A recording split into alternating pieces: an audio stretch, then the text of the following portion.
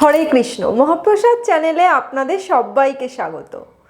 আজ আমি চলে এসেছি পাঞ্জাবের এক বিখ্যাত রেসিপি নিয়ে, আটার হালুয়া। সাবস্ক্রাইব করুন আমার ইউটিউব চ্যানেলকে আর তার সাথে বেল আইকনটি প্রেস করার পর অল নোটিফিকেশানে ক্লিক করুন আমার রান্না সবার প্রথম দেখার জন্য। তাহলে চলুন এবার শুরু করা যাক। আটার হালুয়া বানানোর জন্য আমি এখানে মেজারিং কাপের 1 কাপ চিনি প্রথমে কড়াইতে দিয়ে দিচ্ছি। এবার এই মেজারিং কাপেরই 2 কাপ পরিমাণ জল আমি এখানে দিয়ে দেব।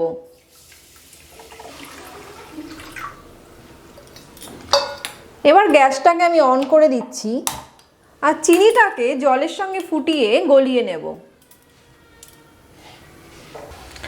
দেখুন চিনির সঙ্গে জলটা ফুটে উঠেছে আর চিনিটাও খুব ভালো করে গলে গেছে।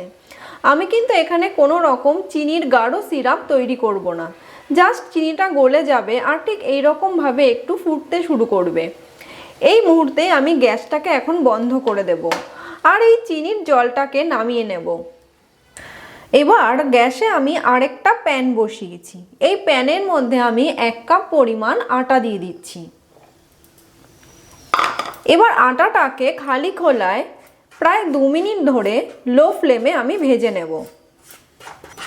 এইভাবে অনবরত 2 মিনিট ধরে নাড়াচাড়া করে আমি আটাটাকে শুকনো খোলায় ভেজে নিয়েছি। এইভাবে শুকনো খোলায় আটা ভেজে নিলে আটার খুব সুন্দর একটা গন্ধ বেরোয় আর কাঁচা গন্ধটাও থাকে না। এবার আমি গ্যাসটাকে বন্ধ করে দেব আর আটাটাকে একটা পাত্রে নামিয়ে নেব।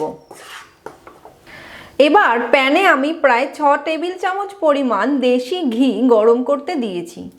ঘিটা গরম হয়ে গেলে আমি এর মধ্যে প্রায় 2 টেবিল চামচ পরিমাণ কাজু বাদাম দিয়ে দিচ্ছি। এবার কাজু বাদামগুলোকে একটু ঘিয়ের সঙ্গে ফ্রাই করে তুলে নেব আর গ্যাসের ফ্লেমটা আমি মিডিয়াম রাখছি।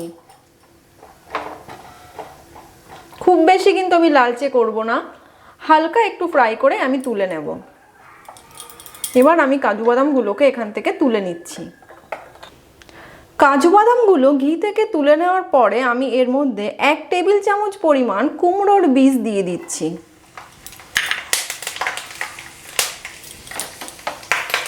কুমড়োর বীজগুলোকেও হালকা ভেজে আমি তুলে নেব।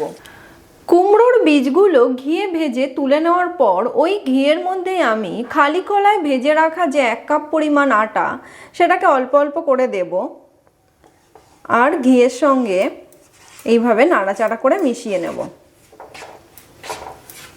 আর গ্যাসের ফ্লেমটা কিন্তু আমি এখন একদম লো রাখছি।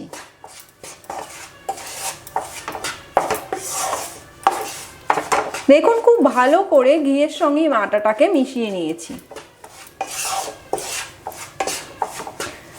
গুরুদুয়ারাতে কিন্তু ঠিক এইভাবেই আটার হালুয়া বানানো হয়। দেখুন ঘিয়ের সঙ্গে আটাটা খুব ভালো করে মিশে গেছে।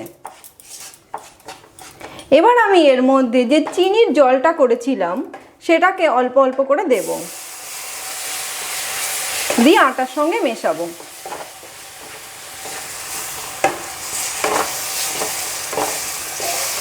এইভাবে একটু একটু করে চিনির জল দিতে হবে আর আটার সঙ্গে মেশাতে হবে। এবার মিডিয়াম ফ্লেমে আটার সঙ্গে চিনির জলটাকে খুব ভালো করে মিশিয়ে নেব। দেখুন চিনির জলটা দিয়ে আটার সঙ্গে মেশানোর সঙ্গে সঙ্গে আটাটা কেমন গাঢ় হয়ে এসছে। এবার আমি এর মধ্যে ভেজে রাখা যে কাজু বাদাম আর কুমড়োর বীজ সেটাকে দিয়ে দিচ্ছি,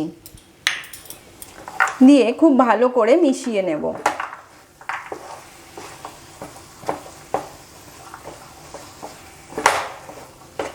দেখুন এটা প্রায় তৈরি হয়ে এসছে, কড়াই থেকে প্রায় ছেড়ে ছেড়ে এসছে। আপনারা যারা ঘি খেতে কম পছন্দ করেন তারা এই অবস্থায় এটা কড়াই থেকে নামিয়ে নিতে পারেন। কিন্তু আমি এখন এর মধ্যে আরও প্রায় 2 টেবিল চামচ পরিমাণ ঘি দেব।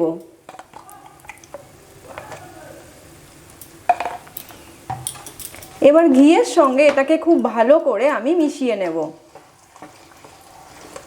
দেখুন ঘি দেওয়ার ফলে আরও কি সুন্দরভাবে কালারটা চলে এসেছে। গুরুদুয়ারাতে কিন্তু ঠিক এইভাবেই বেশি পরিমাণে ঘি দিয়ে এইরকম সুন্দর আটার হালুয়া তৈরি করা হয়। আপনারা এখানে কাজু বাদাম আর কুমড়োর বীজের পরিবর্তে আমন্ড, এমনি বাদাম বা কিশমিশ যে কোনো কিছুই এখানে দিতে পারেন। আবার কেউ চাইলে শুধু প্লেনও এটাকে বানাতে পারেন। দেখুন, আমার গুরুদুয়ারার বিখ্যাত আটার হালুয়া একদম তৈরি হয়ে গেছে। পাঞ্জাবে কিন্তু এই আটার হালুয়া ভীষণ বিখ্যাত। দেখুন কড়াই থেকে কেমন ছেড়ে ছেড়ে এসছে, তার মানে হালুয়াটা একদম পারফেক্ট তৈরি হয়েছে।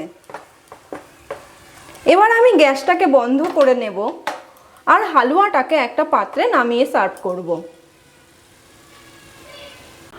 পাঞ্জাবের গুরুদুয়ারার বিখ্যাত আটার হালুয়া আমার একদম তৈরি হয়ে গেছে। আমি এখন এর ওপরে একটা তুলসী পাতা দিয়ে এটা রাধা মাধবকে ভোগ অর্পণ করব। আপনারাও বাড়িতে এইভাবে আটার হালুয়া বানাবেন আর কমেন্ট করে আমাকে জানাবেন আপনাদের কেমন লাগলো। ভালো লাগলে আমার চ্যানেলটিকে সাবস্ক্রাইব করার জন্য অনুরোধ রইল। আজকের মতো আমার রান্না এই পর্যন্তই। আবার চলে আসবো অন্য কোনো দিন নতুন কোনো রেসিপি নিয়ে। সবাই ভালো থাকবেন। হরে কৃষ্ণ।